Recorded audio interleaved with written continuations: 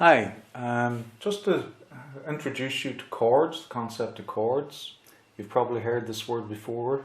A chord in music is basically when we just play two or more notes at the same time. So that would be a chord, that would be a chord, that would be a chord, and any combination of two or more together is a chord. The actual combination of the notes determines the quality of the chord or the name that we give to it.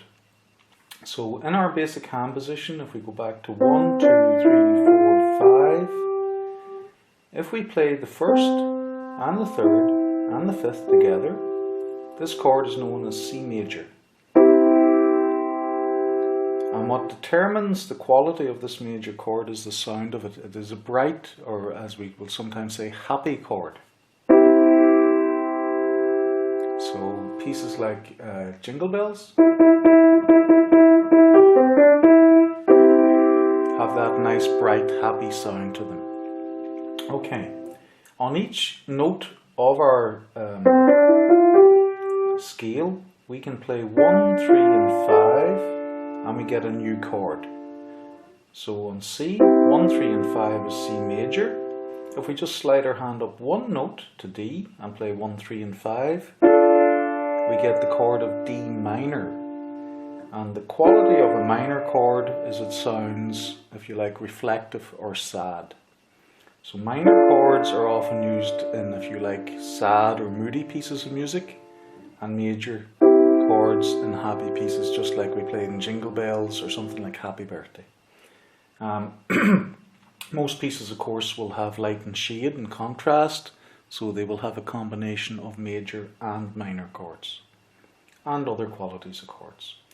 So I'm going to take you through each of the chords that can be formed on each note of the white key scale beginning on C.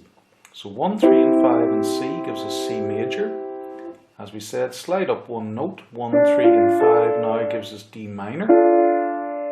If we slide up another key, 1, 3 and 5 beginning on E gives us E minor. Slide up another note beginning on F, we get 1, 3 and 5 gives us F major. Slide up another key, 1, 3 and 5 gives us G major. Slide up another key to A, 1, 3 and 5 now gives us A minor.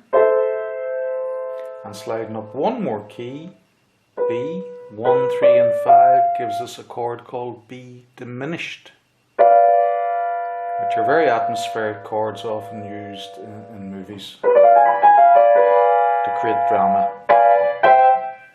Okay, so we'll run through that again, and this stands true for any major scale that you will learn. The quality of the chord beginning on each note of the scale will follow this pattern: major, minor, minor, major, major, minor, minor, and back to C major. So major, minor, minor, major, major, minor, diminished, finished. A diminished is a minor that has been made more minor, if you like. So it's a double minor. Okay.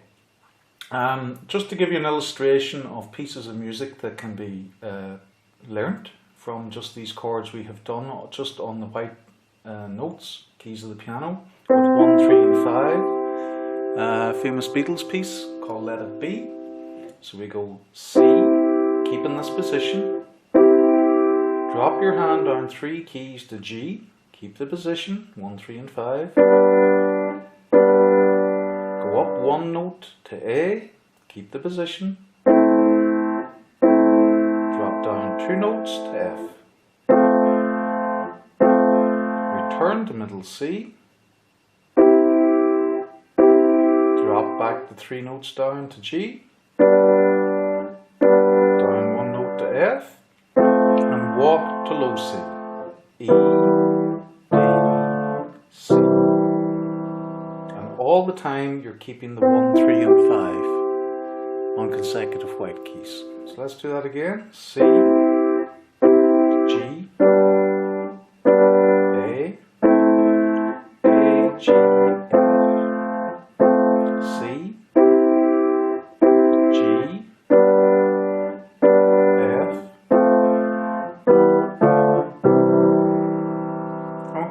Once you've mastered that, we can expand the chord. That's a 3-note chord in root position, starting on the key note C.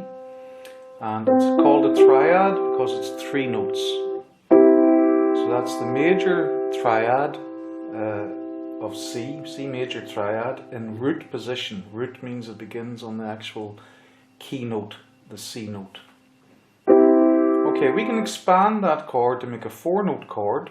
This is if you're feeling adventurous, by putting the root note that's at the bottom also at the top, keeping the other 2 notes. So now our finger position becomes 1, 2, 3 for the notes we already know. Add the C. Okay, so a 4-note chord. We're keeping the original triad and we're putting the C also at the top. 4-note chord.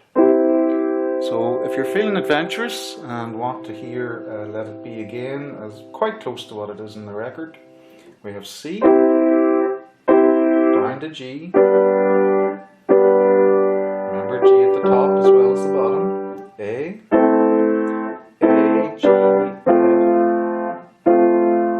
C, drop down to the G, F,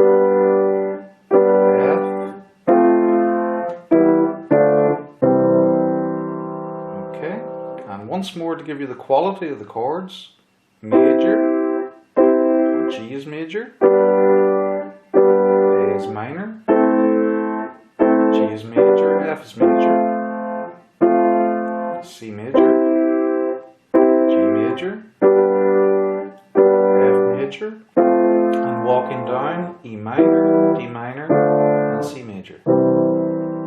Okay. If your hand won't stretch the 4 notes until you get a bit more experience, keep your fingers in consecutive position. And another way of doing it is you can bring in your left hand to play that additional 4th note. So you could do something like this. Drop down the 3 notes, match the bottom note with the top note.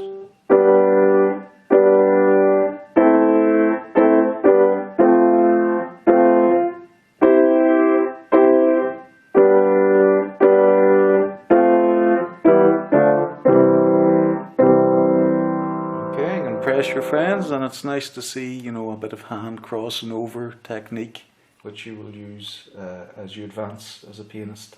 Hope you've enjoyed that, and hope you've enjoyed a little introduction to chords in the piano also, and good luck with your studies. Bye bye.